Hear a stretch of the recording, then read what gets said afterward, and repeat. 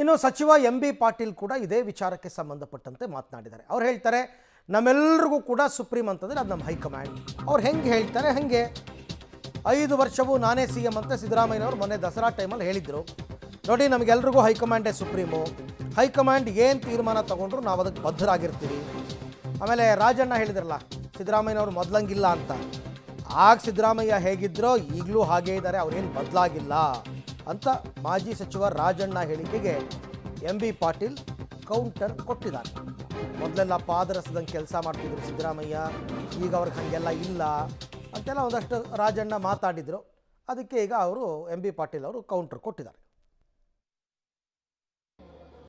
ಅದನ್ನು ನಾನು ಕೇಳ್ಕೊಂಡಿಲ್ಲ. ಅದು ಯಾವ ರೀತಿ ಅವರು KN ರಾಜಣ್ಣ ಅವರು ಹೇಳಿದ್ದಾರೆ, ಅವ್ರ ಹಿರಿಯರು ಅವ್ರು ಯಾವ ರೀತಿ ಹೇಳಿದ್ದಾರೆ, ಯಾವ್ದಕ್ಕೆ ಹೇಳಿದ್ದಾರೆ ನನಗೆ ಗೊತ್ತಿಲ್ಲ. ಅದನ್ನ ಕೇಳಿಲ್ಲ ಅನ್ನೋದು ಸರ್. ನಾನು ಅದನ್ನ ಹೋಗಿ ಸಿದ್ದರಾಮಯ್ಯರು 2013 ಅಲ್ಲ, ಹುಟ್ಟಿದಾಗ ಸಿದ್ದರಾಮಯ್ಯನವ್ರು ಏನಿದ್ದಾರೆ ಈಗಲೂ ಅದೇ ಸಿದ್ದರಾಮಯ್ಯನವ್ರು ಇದ್ದಾರೆ, ಯಾವಾಗೂ ಬದಲಾವಣೆ. ನೋಡಿ ನಮ್ಮ ಕಾಂಗ್ರೆಸ್ ಪಕ್ಷದಲ್ಲಿ ಸಿದ್ದರಾಮಯ್ಯರು ಅದನ್ನು ಹೇಳಿದ್ದಾರೆ, ನಮ್ಮಲ್ಲಿ ಹೈಕಮಾಂಡ್ ಅಂತಿಮ, ಹೈಕಮಾಂಡ್ಗಿಂತ ಯಾರು ಸುಪ್ರೀಂ ಇಲ್ಲ, high command is supreme.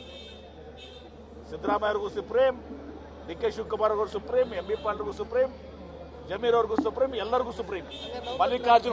Mallikarjun Kharge ಅವರು ನಮ್ಮ ಅಧ್ಯಕ್ಷರು, AICC ಅಧ್ಯಕ್ಷರು.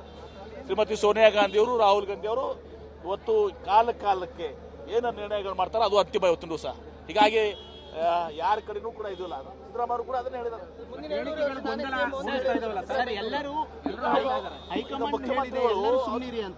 ಹೈಕಮಾಂಡ್ ಹೇಳಿತ್ತು ಎಲ್ಲರೂ ಸುಮ್ನಿರಿ ಅಂತ. ಬಟ್ ಸಿದ್ದರಾಮಯ್ಯ ಅವರು ಮೊನ್ನೆ ತಾವೇ ಆಗಿ ನಾವು 2.5 ವರ್ಷ ಇರ್ತೀವಿ ಅಂತ ಹೇಳಿದ್ದಾರೆ. ನೋಡಿ ಸಿದ್ದರಾಮಯ್ಯನವರು ಅವರು ತುಂಬಿಸಿ 2.5 ವರ್ಷ ಇರ್ತಾರೆ, ನಿಶ್ಚಿತವಾಗಿ ಅವರು ಆ ಹೇಳಿಕೆಯನ್ನು ಕೊಟ್ಟಿದ್ದಾರೆ.